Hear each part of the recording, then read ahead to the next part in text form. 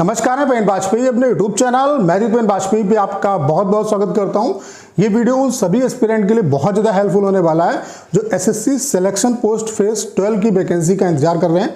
Vacancy में form apply करने से पहले आपको सिलेक्शन पोस्ट के बारे में बहुत सी बातें पता होनी चाहिए, क्योंकि स्टूडेंट के पास नॉलेज नहीं होता है।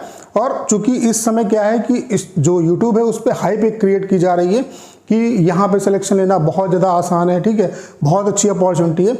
हाँ, मानते बहुत अच्छी अपॉर्चुनिटी है, लेकिन सबसे पहले आपको इसके बारे में कुछ चीज़ें पता होनी चाहिए।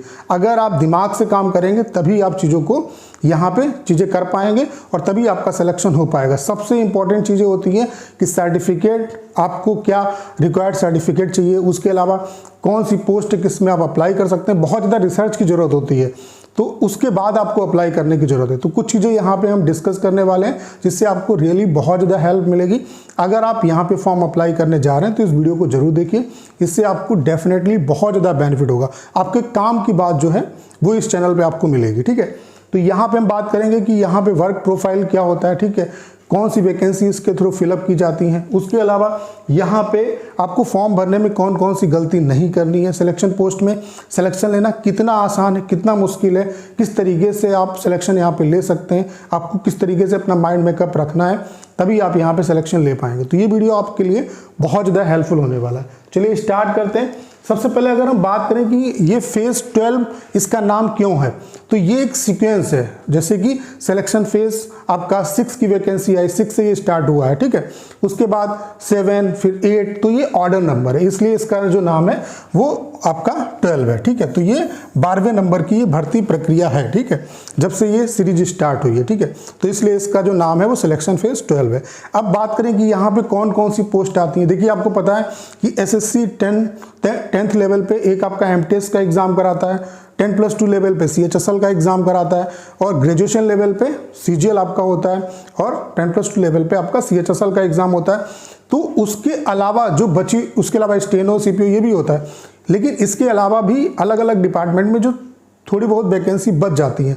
तो एसएससी उन सबसे जो है रीजन वाइज वैकेंसी मांगता है, और ओवरऑल आपकी ये जितनी वैकेंसी बचती हैं जो डिपार्टमेंट में, अलग अलग डिपार्टमेंट में होती हैं, इसमें 10th वाली वैकेंसी होंगी, 12th वाली भी होंगी और ग्रेजुएशन वाली भी होंगी। इनको नाम दे दिया गया है सिलेक्शन पोस्ट का, ठीक है। तो आपको ये समझ में आ गया कि वैकेंसी जो है वही है, बस क्या है कि इन वैकेंसीज को सीएचएसएल, सीजीएल और एमटीएस में ना डाल करके इनको एक क्राइटेरिया बना दिया गया, इनको सिलेक्शन पोस्ट में हमने डाल दिया, ठीक है। तो यहाँ पे आप अगर एलिजिबल हैं और क्वालिफिकेशन रखते हैं तो आप, अगर आपके पास एज भी है तो आप 10th वाली वैकेंसी में अप्लाई कर सकते हैं, 12th वाली में भी अप्लाई कर सकते हैं, और ग्रेजुएशन वाली भी वैकेंसी में अप्लाई कर सकते हैं। और ये वैकेंसी स्टेट वाइज नहीं आती है, रीजन का डाटा कलेक्ट किया जाता है, इसलिए ये वैकेंसी आपको रीजन वाइज देखने को मिलेगी। उसके अलावा हर एक एस्पिरेंट के पास ये चॉइस होती है कि वो किसी भी रीजन में अप्लाई कर सकता है।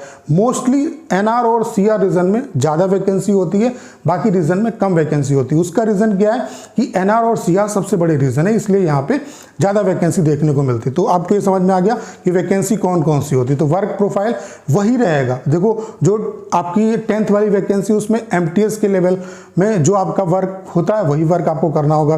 सीएचएसएल जो 10+2 वाली जॉब है उसमें सीएचएसएल जो एलडीसी का वर्क होता है उससे रिलेटेड आपको काम करना पड़ेगा। उसके अलावा जो आपकी ग्रेजुएशन वाली वैकेंसी उसमें जो सीजीएल के थ्रू आपकी जो वैकेंसी फिलअप की जाती है वहाँ पे जो वर्क प्रोफाइल रहता है वो डिपार्टमेंट टू डिपार्टमेंट आपका वेरी करता है, उस हिसाब से होता है, ठीक है। तो आपको ये समझ में आ गया। उसके अलावा अगर हम बात करें यहाँ पे सबसे बड़ी जो गलती स्टूडेंट करते हैं फॉर्म भरने में वो ये है कि वो रिसर्च नहीं करते। उनको ये नहीं पता होता कि किस पोस्ट में क्या सर्टिफिकेट चाहिए, क्या क्राइटेरिया है, क्या क्वालिफिकेशन है, और वो उसको ऐसे अप्लाई कर देते हैं। तो सबसे पहले यहाँ पे, और बाद में जब उनका डॉक्यूमेंट वेरिफिकेशन होता है तो वो छटनी हो जाते हैं, तो पूरी मेहनत बेकार हो जाती है। तो सबसे पहले आपको जब वैकेंसी आएगी, मैं भी वीडियो बनाऊंगा स्पेशली कि कौन कौन वैकेंसी में आप लोग अप्लाई कर सकते हैं। बाकी सबसे पहले आपको रिसर्च करना है बहुत इत्मीनान से, हर एक वैकेंसी को, हर एक पोस्ट को अलग से देखना है कि इसमें क्या क्वालिफिकेशन मांगी है, किस तरीके से क्या सर्टिफिकेट लगेंगे, वो सर्टिफिकेट हमारे पास है या नहीं है, किस क्रूशियल डेट के सर्टिफिकेट होने चाहिए। तो ये सब रिसर्च आपको पहले करनी होगी, उसके बाद आपको अप्लाई करना। और आप कई पोस्ट, जैसे कि 10th वाली जो पोस्ट है, उसके अलावा ग्रेजुएशन वाली जो पोस्ट है, 10+2 वाली जो पोस्ट है, सभी में आप जो है वो फॉर्म को अप्लाई कर सकते हैं। और अलग अलग रीजन में भी अप्लाई कर सकते हैं। जैसे ऐसा जरूरी नहीं कि आप एनआर से हैं तो एनआर में ही करेंगे, सीआर से हैं तो सीआर में करेंगे, आप किसी भी रीजन में अप्लाई कर सकते हैं। आपका जो एग्जाम है वो अपने ही रीजन में होगा। उसके अलावा आप जो 10th वाली, 12th वाली और ग्रेजुएशन वाली सभी वैकेंसी के लिए अप्लाई कर सकते हैं। सबका शेड्यूल अलग अलग होता है, तो कोई भी आपका जो एग्जाम है वो कलेप्स नहीं होगा आपका, ठीक है। तो ये बात आपको समझ में आ गई।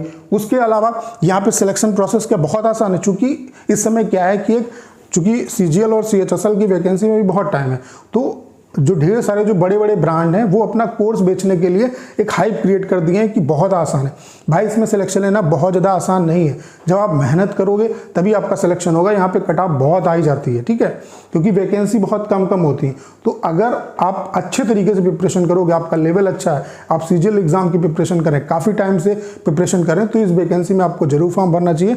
तो आप यहाँ पे इजिली सिलेक्शन ले सकते हैं। तो सिलेक्शन लेना बहुत आसान नहीं है, लेकिन अगर मेहनत करेंगे तो कुछ भी टफ नहीं है, ठीक है। तो ये सारी चीज़ें हैं, इनको आपको ध्यान रखना है। बाकी और ढेर सारी जो जानकारी वो आपको इस चैनल पे मिलती रहेगी।